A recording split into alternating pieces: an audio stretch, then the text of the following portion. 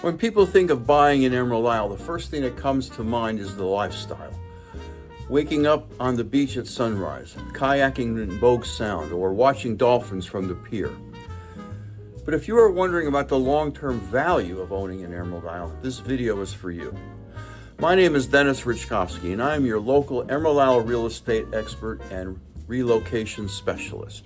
You can find my contact information in the description, and I answer every message. In this video, I'm going to show you how owning in Emerald Isle isn't just about lifestyle. It's also one of the smartest long-term investments you can make on the North Carolina Outer Banks. From appreciation trends and rental incomes to zoning protections and land scarcity. By the end, you'll see why Emerald Isle is more than just a vacation destination. It's a safe and secure place to put your money. Stick around to the end for an irresistible gift. Let's dive in. Let's start with something simple, geography. Emerald Isle occupies the western half of Bogue Banks, a 12-mile stretch of a barrier island. Unlike inland towns that can expand outward, Emerald Isle cannot grow beyond its natural boundaries. Once the land is developed, that's it, no more supply. This natural limitation creates long-term value. As demand for coastal property continues to rise, scarcity on the island keeps prices resilient. Emerald Isle has approximately 300 undeveloped lots remaining, most zoned residential, fewer than 30 zoned for commercial. Talk about scarcity. When other inland areas experience market dips, Emerald Isle has historically held its value because supply simply cannot expand. Over the past decade, Emerald Isle home values have appreciated at a steady pace, even through market fluctuations. From 2013 to 2023, median home values in Carteret County climbed by more than 65%. In Emerald Isle specifically, oceanfront and soundfront properties even saw stronger growth due to their limited availability. By comparison, inland towns in North Carolina, such as Kinston or Goldsboro, saw a little more than 20 to 25% appreciation during the same time frame. The difference is simple. Inland supply is abundant, but barrier island supply is finite. Another driver of long-term value is Emerald Isle's vacation rental market. Families come here year after year, often renting the same home. Many owners cover a significant portion of their mortgage through rental income, especially during the peak season from May to September. Oceanfront homes can generate between $50,000 to $100,000 plus annually, depending on their size and amenities. Even second row or soundfront homes generate steady demand thanks to easy beach access and boating opportunities. That consistent rental demand provides both income now and resale value later. One of the hidden strengths of Emerald Isle is its zoning.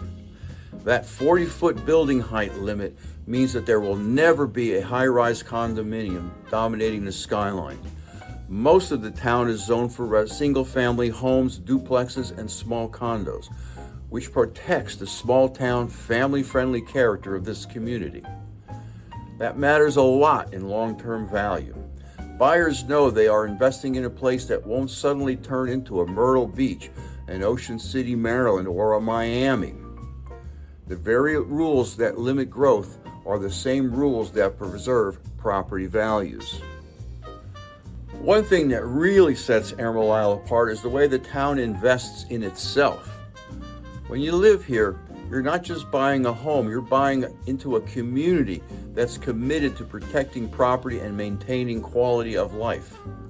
The town features a multi-use path, locally known as the Emerald Path, which stretches the length of town and connects neighborhoods to shops, parks, and beach accesses.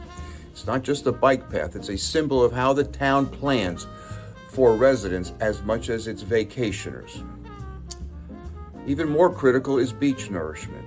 Every 5 to 7 years, Emerald Isle brings in millions of cubic yards of sand to rebuild dunes and restore the shoreline. Oceanfront owners pay a dedicated renourishment tax, and the town also contributes out of its general fund.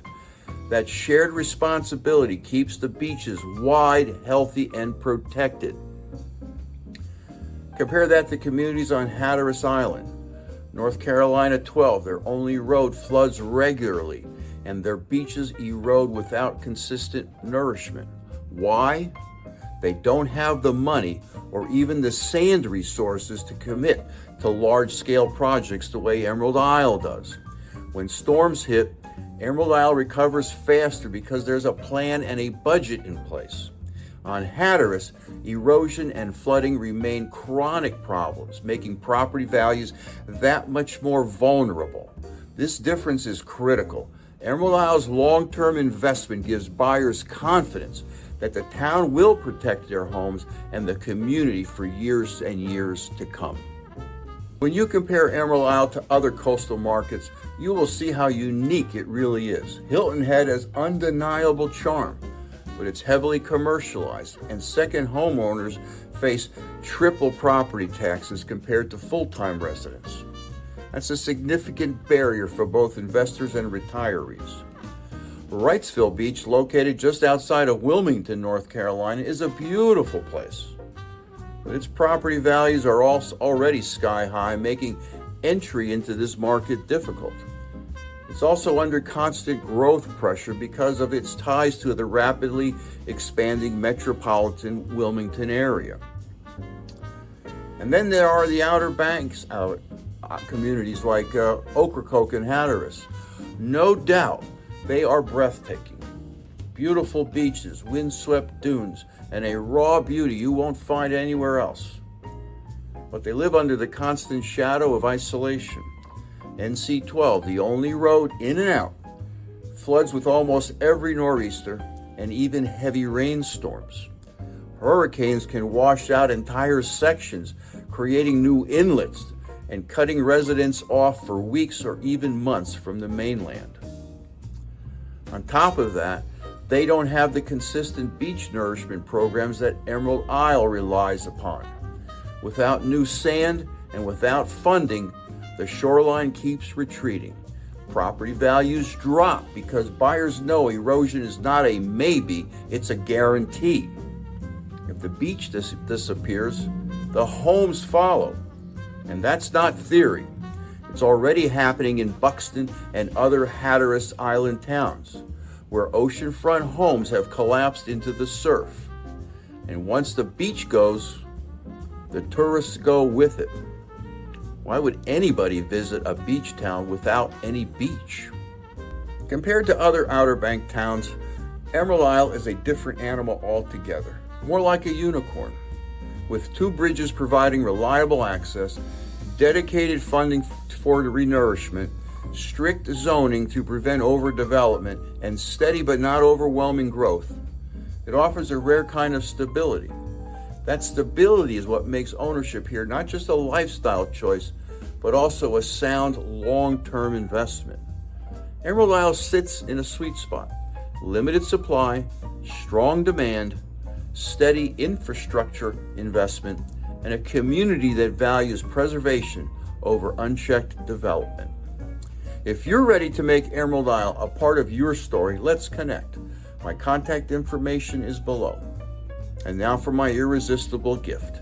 Like, subscribe, or comment, or text me at 919-308-2292 to receive my book, Live Where You Vacation, a guide to living on the Outer Banks with a special emphasis on Bogue Banks and the town of Emerald Isle. Please like and subscribe to my channel. It helps with YouTube and lets me know what you want to discover next about my adopted hometown of Emerald Isle. Thanks for watching, and I'll see you in the next video.